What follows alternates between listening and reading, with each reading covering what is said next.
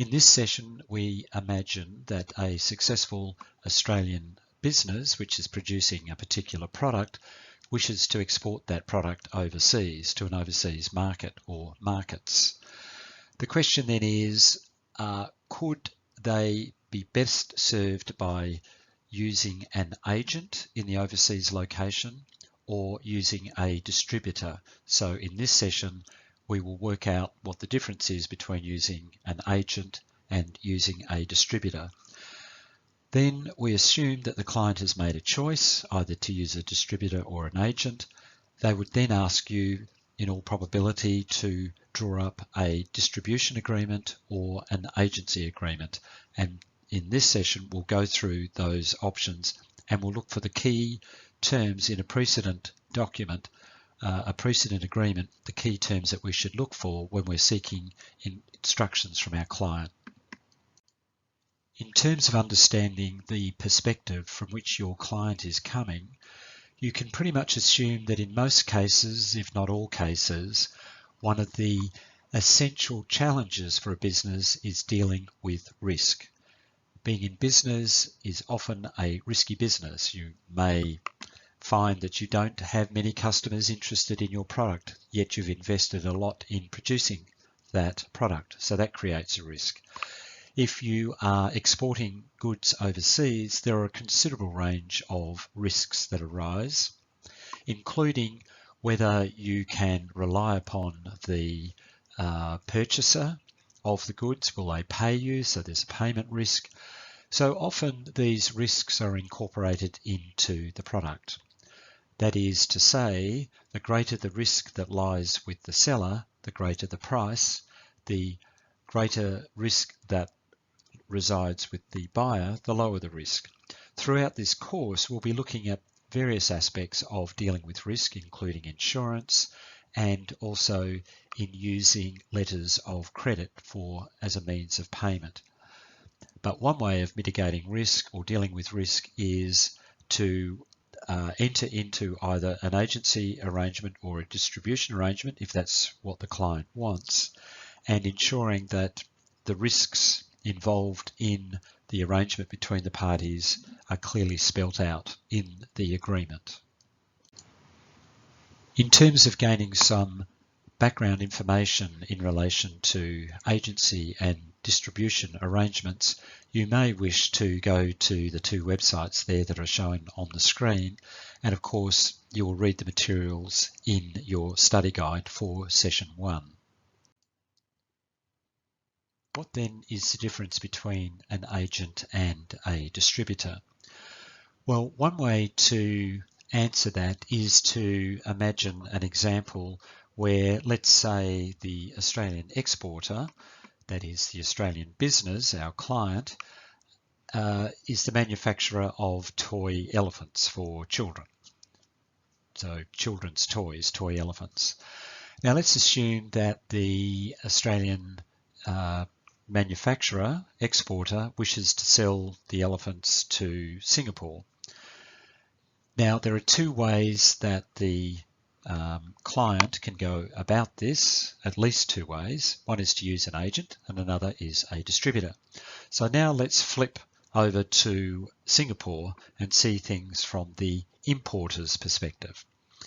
So if the Australian exporter uses an agent in Singapore, then the Singaporean agent would find the various stores that were prepared to sell the elephants, stores that sell children's toys.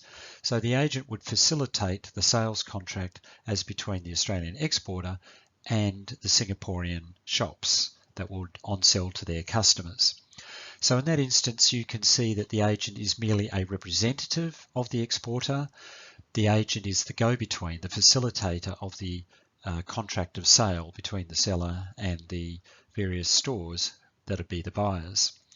So the agent isn't directly financially involved in the contract of sale itself. It's not a party to that sales agreement.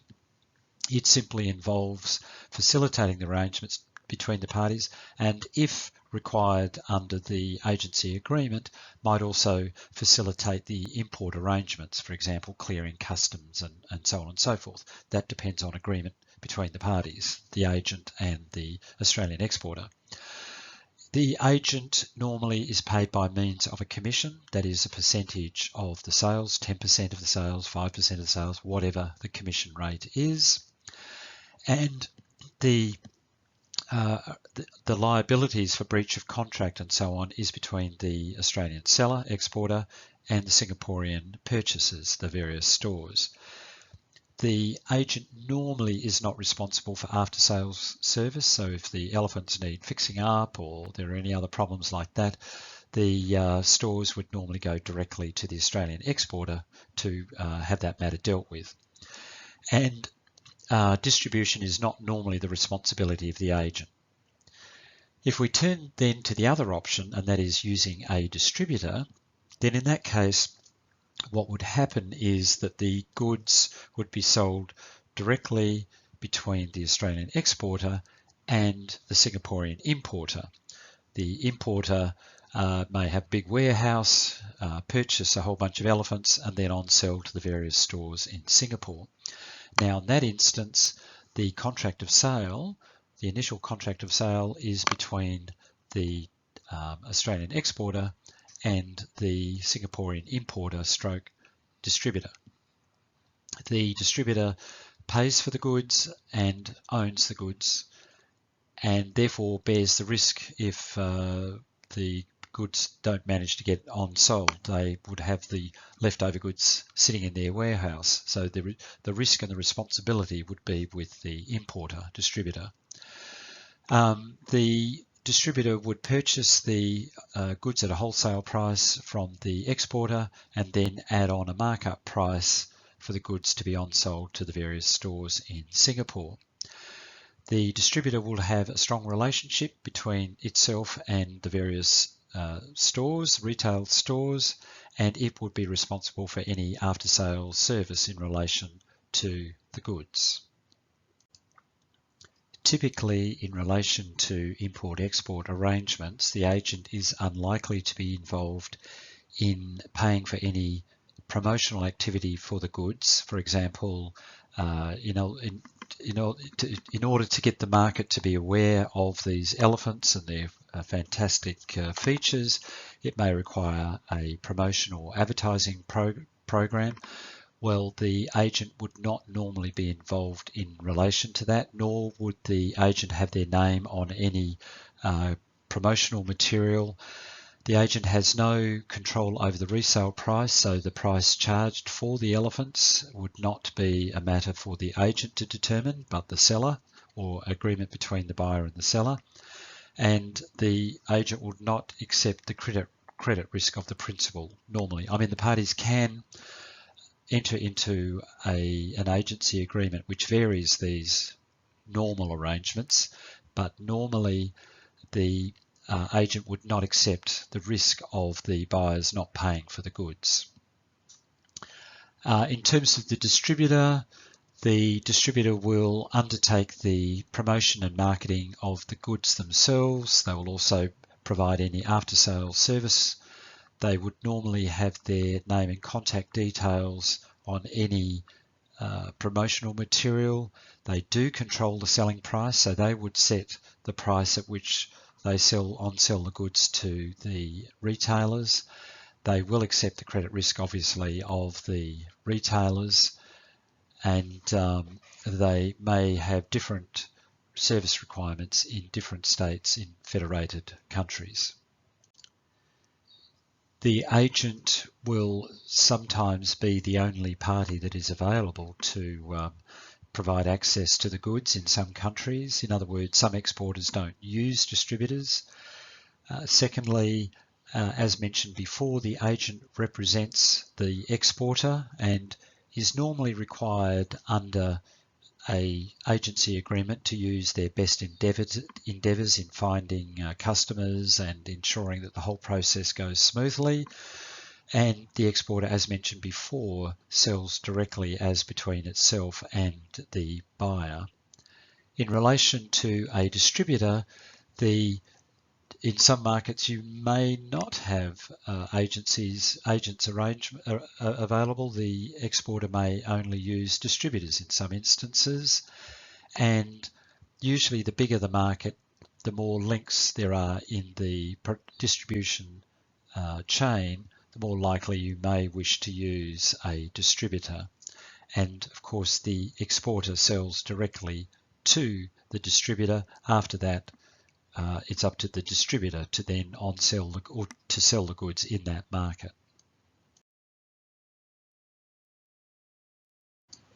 In terms of understanding the agency arrangement from a legal perspective, it is worth doing a refresher on agency law. So we start here with a fairly obvious set of arrangements.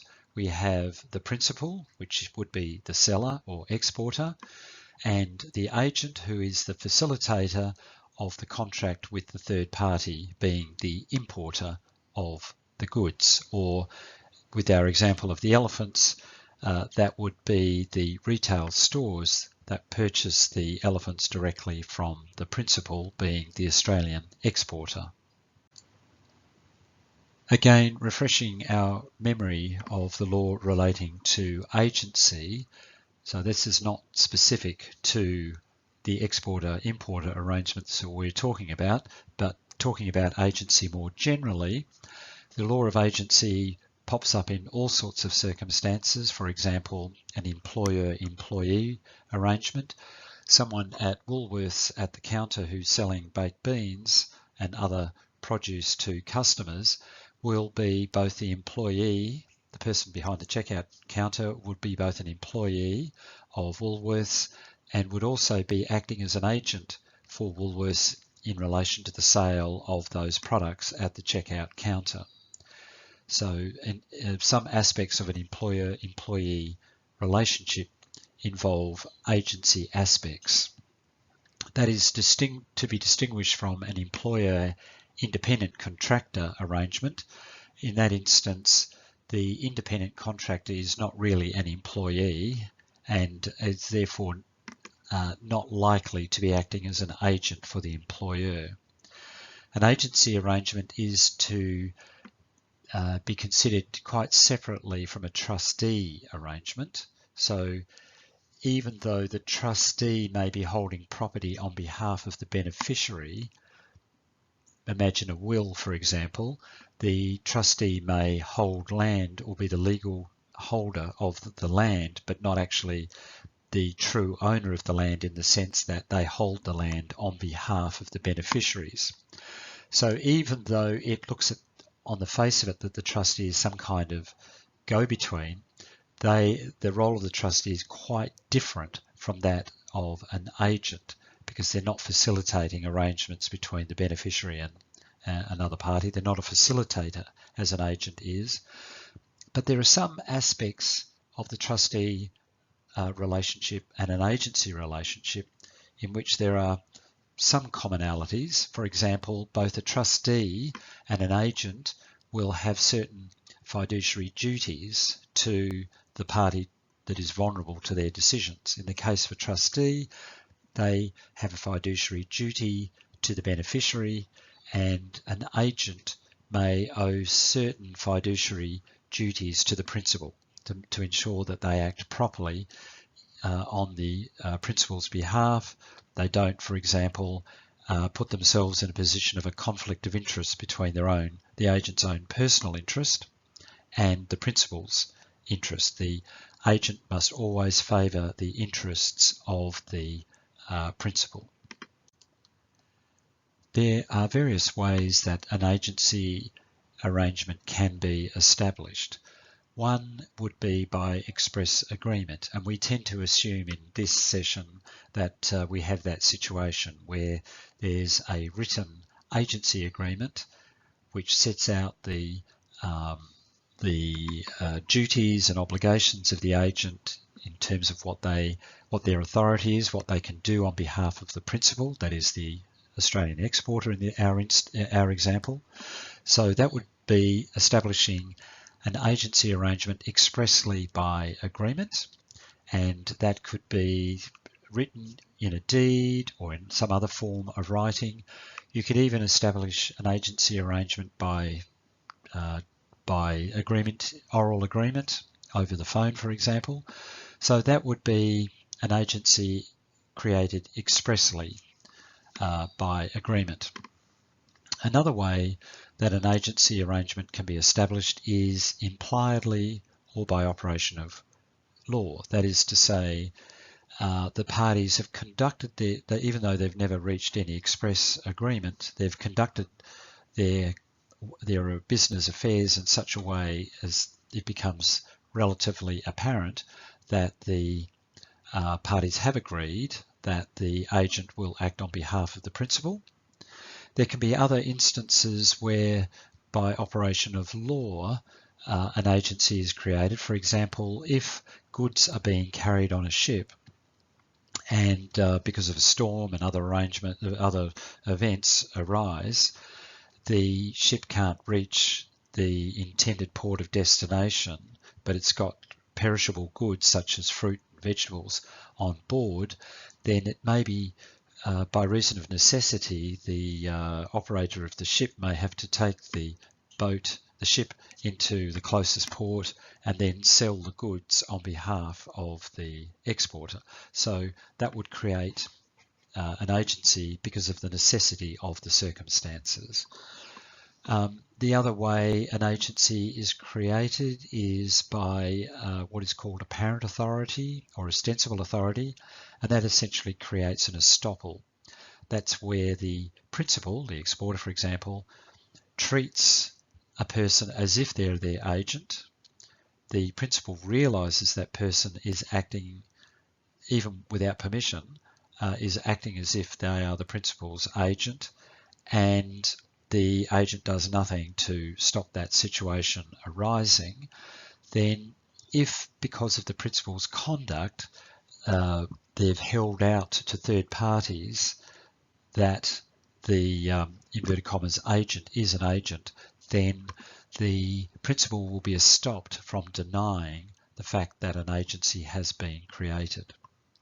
And finally, there can be situations where a person has acted as if they were the agent, but they had no authority to do so from the principal. The agent, inverted commas, purports to make an arrangement of a sale between the principal and the third party. Then let's assume that the principal later finds out about that and actually is quite happy for there to be an agency arrangement in relation to that contract. Then in that instance, the principal could ratify that arrangement that was facilitated by the inverted commas agent, and that would have the effect of treating the facilitation arrangement as if the agent had acted with authority at the relevant time when the principal contract was entered into. So in the case of an apparent authority or ostensible authority, as mentioned, that is created in circumstances where the principal has held out the inverted commas agent as if they were the agent, even though strictly speaking they had no authority to act on the principal's behalf. And as I've mentioned, in relation to a ratification, this is where the so-called agent either had no authority to act on behalf of the principal never gave them the authority, or if the principal gave authority, they said, for example, please arrange a contract in which the elephants will be sold at no less than $50 per elephant, and the agent goes off and in breach of that arrangement sells the elephants below the $50, so let's say $45, then in that instance the agent will be liable because they acted without authority. However, in retrospect, the principal exporter might think, well, that's the best price we can get, $45, that's the best we can get, and it may decide to ratify that arrangement. And so there will be a contract in that instance between the principal and the third party to sell the elephants at $45 a piece. So in summary then, in terms of establishing an agency, you need the agent needs, in normal circumstances, to have authorization from the principal to act as the principal's agent, and that authorization may come in the form of actual express authority in the form of writing or an oral agreement, or in the absence of a written or oral agreement, it may be that, and you can see here at the bottom, either there's express actual authority in writing or orally, or implied actual authority, meaning where the parties have conducted their affairs in such a way is that it becomes implied that the principal intended the agent to act on their behalf. But in the absence of any actual authority, there may be circumstances where there is an agency, even though the agent had no authority from the principal, and that can arise in circumstances where the principal has acted in such a way that it has held out the so-called agent as if they were acting on behalf of the principal, so that the third party was led to believe that the agent was in fact acting for the principal. Now, you just need to be a little bit careful here. It's not enough that the third party thought, because of the conduct of the agent, thought that the agent had authority. That's not sufficient. There must, for apparent authority, there must be conduct on the behalf of the principal, in this case the exporter, conduct on their behalf. They're holding that person out to third parties as if the agent had authority. It's only in those instances that you can have apparent authority. So in summary, you can't have a person, unbeknownst to the principal, going around alleging that they're the agent of the principal being completely unaware of this, and the third party believing the agent. That is not sufficient of itself to create an agency arrangement.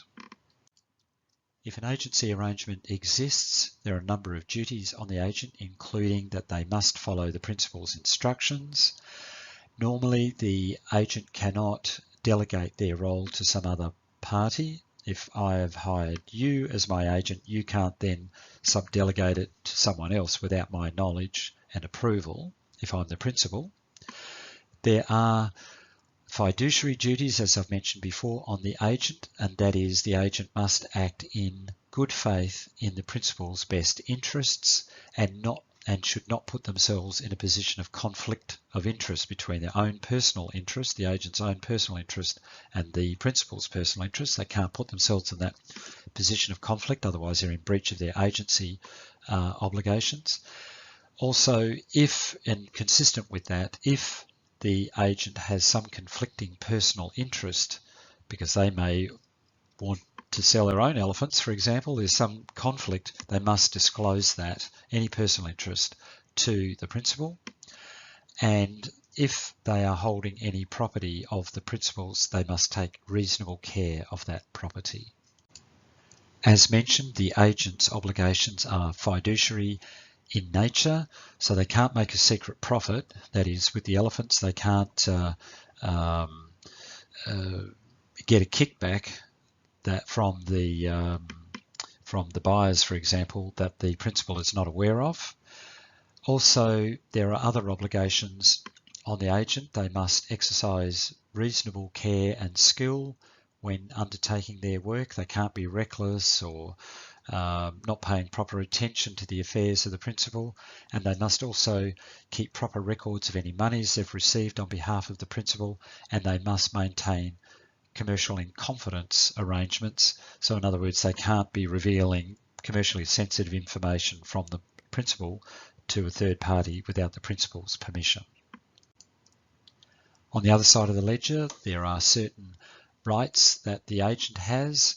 They have a right to remuneration. If there's no express agreement as to how much the agent should be paid, if there was no arrangement or agreement reached on that, then it would normally be the going rate, the going commission that normally applies in that kind of business. The agent also has a right of indemnity. In other words, if for some reason the third party sues the agent because of delivery of the wrong goods or any other problem, if for some reason the agent gets sued, then the principal must, through an indemnity, must repay the agent for any loss they suffered as a result of that. And if the agent has had to pay any money out on behalf of the principal for which the agent is not responsible, then the agent must be reimbursed by the principal. And if the agent has some of the elephants in storage and hasn't been paid its commission by the principal, the exporter, then it has a right of lien over the goods, which means it may hold the goods until they are paid. The agent may be liable to the principal if the agent breaches the agreement or is negligent in the performance of the agreement. As mentioned before, as the main contract of sale is between the principal and the third party, normally the agent will not incur any contractual liability, and even the agent will generally not incur liability to a third party if the agent discloses that there is an agency relationship but doesn't name the principal. In other words, if there is a so-called undisclosed principal, the agent may still escape liability, providing it has informed, this is assuming there is an agency, informs the third party that they're acting for a principal, even if that principal is not named. There are various forms that an agency can take. Sometimes it's not obvious that there is an agency, but in export-import arrangements, there is likely to be an agency if certain conditions exist. For example, if the so-called agent, let's call them an intermediary, receives a commission, that is an evidential, it's not conclusive, but it's some evidence that there is an agency as opposed to, for example, a distributorship. Distributorships normally would not involve the payment of a commission. If the sale price is set by the exporter, then that is another evidential point that suggests an agency arrangement exists. So this is circumstances where we want to know one of the parties, whether it's the principal or the agent, claims that there's been a breach of the agency arrangement, or we need to establish that in fact there is an agency arrangement, and in the absence of express agreement between the parties, we may have to turn to the general factual circumstances to determine whether or not an agency arrangement exists. And as mentioned, if the intermediary is being paid a commission or there's a sales price is set by the exporter, there are many kinds of agents in business. For example, auctioneers, if you're selling a house or other property, the auctioneer will act as agent for the principal, the seller. Similarly with real estate agents, they will be acting for the sellers of a premises. Directors of a company or act in some ways as agents for the shareholders of the company. Partners in a business, in a firm, will be agents for each other in many instances. Similarly, we'll find agents acting as stock or share brokers, bankers to some extent, in some of their activities are acting as agents for their customers, insurance brokers, and so on. Some of the types of agents that are relatively unique to international trade are factors or mercantile agents. A factor or mercantile agent is someone who, in the ordinary course of business, will be entrusted with goods or documents relating to the title of those goods on behalf of the seller. So what happens is the factor or mercantile agent will often take the goods on consignment from the principal, the manufacturer or seller of the goods. The factor or mercantile agent will sell the goods to a buyer. Often they will not disclose that they are acting for a principal. So as far as the buyer is concerned, they're simply buying it from that person. However, in reality, the goods are held by the factor or mercantile agent, and the goods will be sold. Any unsold goods will be returned back to the principal. So in that sense, the goods are held on consignment. If the and usually the way the factor is paid is on the basis of a commission. In the case of the del credere agent, they act for the seller. So it used to be common practice for sellers to appoint an agent who would be of good standing, and that del credere agent will, in a sense, verify or underwrite the payment from the buyer. In other words, they would guarantee, in a sense, that the buyer will pay for the goods, and if the buyer does not pay for the goods, then the del credere agent will pay for the goods. And so there we have a general sense of the sorts of agents that operate in this field. As I've mentioned, the del credere agent is usually, the role of that agent is simply to guarantee, if you like, or indemnify the seller against the buyer not paying for the goods. So even if the agent does not disclose the existence of the principal, as can be seen in the case of Terran Europe, even if the principal is not disclosed, that does not invalidate the existence of the agency. In the case of a confirming house, the agent acts for the buyer.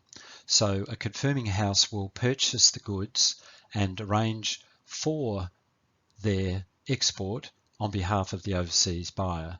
So they will cover the financing of the goods, and they will also offer short-term credit in some instances to importers to ensure that the goods are unsold. The confirming house usually negotiates the price with the seller and arranges for the shipping of the goods to the overseas buyer.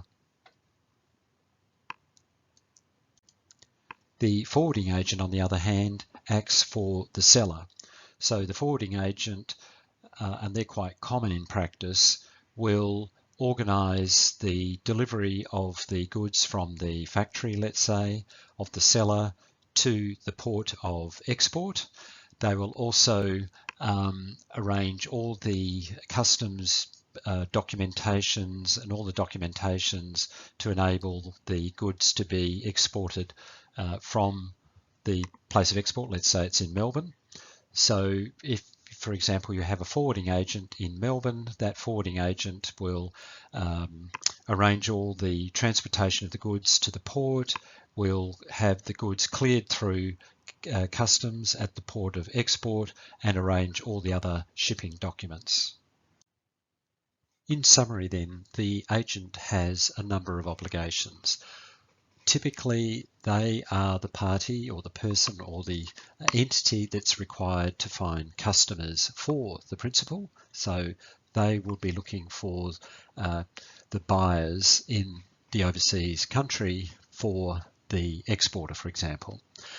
Secondly, because the agent is the go-between for a contract between the principal and the third party, it's the principal, not the agent, that takes on any risks under any agreement that is entered into with the aegis of the agent. Any agreement that's entered into between the principal and the third party, it is the principal that will wear the risks that are contained in any agreement that is directly between the principal and the third party. However, if the agent acts in breach of their authority, that is, they either didn't have authority to arrange a contract between the principal and the third party, or if they did have authority, they exceeded that authority, meaning if the agent said, if the principal said, for example, this product is to be sold for no less than $10 a unit, and the agent organises a contract in which it's $5 per unit, so in breach of the authority, then usually the principal will have recourse, that is, they will be able to sue the agent for any losses they suffered as a result of the breach of the obligation of the agent. The European Union has issued a directive, and did so back in 1986, in relation to self-employed agents. So agents were seen by the EU to be exposed to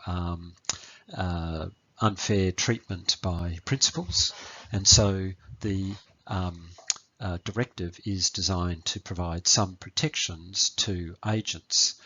Now, a directive from the EU or the EC, the European Community, is not law in itself.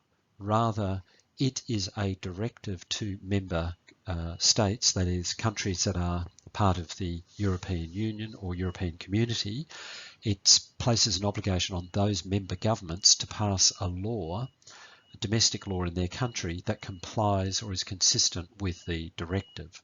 So when we look at an EC directive, that can give us a sense of the general tenor of the laws, the domestic laws that exist in relation to the member countries. So we can therefore say that in EC member countries, there are laws that are consistent with the directives, including in relation to the directive on self-employed agents, that there is an obligation on the principal to provide relevant documentation and information to the agent, the commercial agent. So this refers to self-employed commercial agents, and they need to provide information to them about the terms of the agency arrangements. The directive also sets out the rights and obligations of the parties in relation to the remuneration, the fair remuneration of the agents, how the agency arrangements can be properly terminated, and any indemnity that should be provided to the parties in relation to harm done or the entering into arrangements which harms one of the parties, that there is therefore a requirement for an indemnity to be set. There's an obligation on the principal to inform the agent as soon as possible if it anticipates that the volume of the business will significantly change, particularly if it significantly lowers it. And the principal must also inform the agent whether it will accept or refuse or not proceed with the business that the agent has procured. So there needs to be, in other words, if you can imagine the agent has found a potential customer, that places, once the principal is informed of that, the principal must respond quickly to the agent to tell them, let's assume that you have a client and the client instructs you to write an agency agreement on their behalf.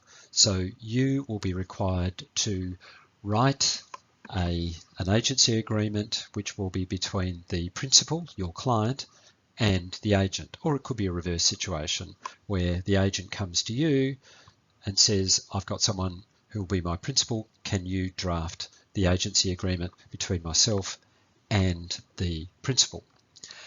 So you would need to seek instructions from your client. So those instructions will serve as the basis for you drafting the contract. And one question that you need to ask your client to be clear about is, what is the identity of the parties? What is the identity of the principal, and who specifically is the agent that is being appointed? Sometimes you need to be careful about that, because if the agent's actually a corporation, you need to be careful as to whether it's just the corporation that's being appointed or is it particular individuals or parties within that company that's been appointed. Another question is any right of indemnity and reimbursement for the agent. So the contract, the agency agreement, might specify that if the agent gets sued by a third party, so let's assume the agent has organised a contract or an agreement between the principal and the third party, and for some reason the third party is aggrieved and decides to take action against the agent, perhaps alleging that there was improper conduct on the behalf of the agent, or some issue that actually relates to the main contract between the principal and the third party. So if action is taken against the agent may wish to be indemnified by the principal, so that if the agent is sued and loses, that they can recover that amount from the principal.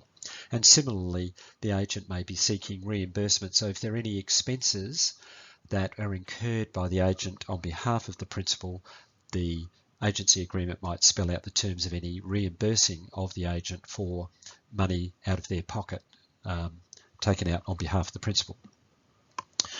You would also be seeking instructions as to how the agent is to be remunerated. Usually, as I've mentioned, the way that an agent is remunerated is on a commission basis. So you'd need to know the percentage of the commission. Is it 10%, 15%, 20%? And it's 10%, 20% of what? So what's the underlying figure or amount that the commission is calculated off? Is it a one-off occasion that the agent has found the third party and they've entered into a principal contract for $1 million? Does that mean that you get 10% of the million? Or is it to be calculated on an ongoing basis? If there are ongoing contracts as between the principal and the third party that are facilitated by the agent, does the agent get a share of the action all the way along? So that needs to be spelt out. And also any warranties. So is the principal warranting that they have the right to sell those goods? Do they have the any associated intellectual property rights in relation to those goods? So there may need to be some warrants on the behalf of the principal to satisfy or to protect the agent. If you turn to your study guide, you will see that in there is a standard form contract or a precedent contract that I've got from the Australian Encyclopedia of Forms and Precedents. So you can go to the online library and track down the Australian Encyclopedia of Forms and Precedents. Many lawyers, when they're drafting contracts, will look for precedents. That is a document, as you see there before you, which is a starting point for you to draft the contract. Now you need to be very careful with precedents because there may be provisions in there that are unsuitable to the particular contract that you're drafting on behalf of your client. So the precedent should be treated as a guide, but you need to be careful that it doesn't block your thinking from other issues that aren't mentioned in the precedent but are important for your client. You've got to make sure that the precedent doesn't distract you away from the instructions you're getting from your client. If you are a lawyer drafting a contract, it is useful to have a precedent document, as we have seen just previously, but it's also useful to have a checklist. So many lawyers will have a checklist to make sure that they haven't missed any important issue in terms of what they must cover in the contract. So just to go through a checklist for an agency agreement, the first thing you should do is to double check the identity of the parties. Now at first you may think that that's fairly obvious, it's a particular individual, you know who that person is, you mention their name and address, and that should be sufficient. But in some cases the other party may be a company, a corporation, in which case you probably do need to double check that the company is registered and still in existence at the time that the contract is entered into. If you are contracting with a partnership, you need to be careful that because a partnership is made up of a number of individuals or people, you need to be careful that you properly describe the firm. It might be inappropriate to mention just the name of the partnership. You may need to name particular individual partners as being the agent. The next clause you can see there is you need to find out from your client as to whether they want the agent to be a sole agent or an exclusive agent. There is no particular legal technical difference or meaning attached to those two terms, so you'll need to define that in the agreement. But generally speaking, it's understood that a sole agent is will be the only agent in that operating in that particular territory. So for example, you are giving the agent the right to be the sole agent in a particular territory, for example Malaysia, then if they're a sole agent, you will not appoint another agent in that territory for your products. However, as a sole agent, you are still able to deal directly, without the agent, directly with customers in Malaysia.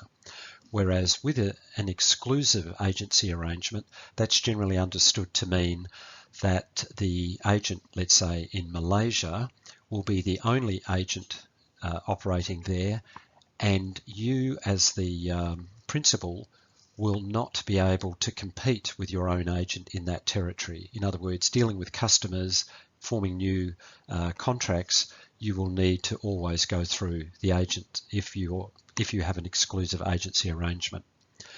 Under clause 3, it says spell out in reasonable detail the expectations of the parties, of the agent and the principal. So what do you want the agent to do? You need to spell that out in a reasonable degree of specificity, and similarly, what duties and roles are you expecting of the principal? Clause 6 talks about, in the precedent document, about the payment of a commission. As I've mentioned before, the normal way that you would pay an agent is with a commission. So you would need to specify the amount of that, the percentage amount of that commission. Is it 5%, 10%, 20%? And you'd also need to set out the percent of what. So what is the base figure that the 10% operates off? Is it a 10% of any contract that is facilitated via the agent, or is there some other basis? Under clause 7, you need to spell out an exit strategy. When parties enter into an agreement, they normally don't think of the fact that one day maybe they might want to go to their separate ways. So you should spell out in a process by which, if one party wishes to leave or both wishes to leave the agreement, that they have to give a particular period of notice or have to give particular grounds for terminating the agreement. So that should be spelt out. Clause 8 talks about confidentiality. Doubtless the agent will have access to very commercially sensitive information, your client lists, wholesale prices, a whole range of other information. So you may wish to have a specific clause in there requiring the agent to deal with that information confidentially and not disclose it to other parties. Clause 10 talks about delegation. Normally under agency law, the agent cannot delegate their role to another person, so they can't subdelegate. However, you may either specifically say they can't delegate, or you may set out the grounds on which they may be able to delegate to certain specified people under certain specified circumstances. Under clause 12, we talk about an arbitration clause. So if there's any dispute between the parties, rather than them going straight off to court, they may be required to, if you've got an arbitration clause in there, have the dispute dealt with by arbitration. And we'll be dealing later with international arbitration, so you may wish to put in on your client's instructions an international arbitration clause. In clause 13, choice of law clause, that's very important. That's to stop the parties having a big fight as to what law applies to the contract. So you might say, for example, and we'll be dealing with this a little later in this course, you may say that the law applying to this contract is the law of Victoria, and the parties accept that that is the jurisdiction applying to the contract. And finally, an authentic text clause says that the terms of the agreement are spelt out in the text, and any other oral agreements between the parties does not count as a term of the agency agreement. We now move away from agency and look at distributorships. So what in essence is a distributorship? In essence, it involves the, let's say, Australian exporter, manufacturer of the goods, selling the goods to a party in another country, let's say Malaysia again, and the distributor in Malaysia would simply purchase those goods, presumably store them in their warehouse, and then on-sell them to retailers and others in their country. So the key difference is that the distributor buys the product directly from the exporter, and so they become the owner of the goods once they've purchased the goods, whereas in the case of an agent, the agent does not purchase the goods. Rather, the agent arranges the underlying contract of sale of the goods as between the principal exporter and the third-party buyer in the other country. So the agent is not a party to the contract. In relation to a distributorship, the ownership in the goods generally passes from the seller in Australia, the exporter, to the distributor in the overseas country. So the contract is an exporter-customer arrangement where the exporter is the seller and the customer is the distributor. The exporter takes on the credit risk of the distributor not paying for the goods, and so there is a direct sale of the goods. An indicator that it's an agency arrangement is where you see the go-between, the agent, being paid a commission. Indicators that suggest that there is a distributorship arrangement is where you see that the intermediary is the one that pays for the goods, regardless of whether they're on sold or not. So if you've got a party that is simply buying the goods and then on selling them to retailers, etc., that would suggest that there is a distributorship and not an agency.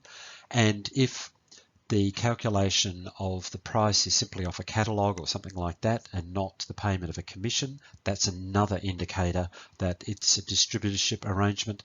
And a further indicator is that the prime contract of sale of the goods has the normal standard trading terms, such as cost, insurance, freight, and free on board, the Incoterms, which we deal with a little later. The reasons in practice that your client, an Australian exporter, for example, would want to use a distributor is that there is low legal risk for them, so they don't have to worry so much as to whether the goods contravene, let's say, Malaysian laws or offend their competition laws or anything like that.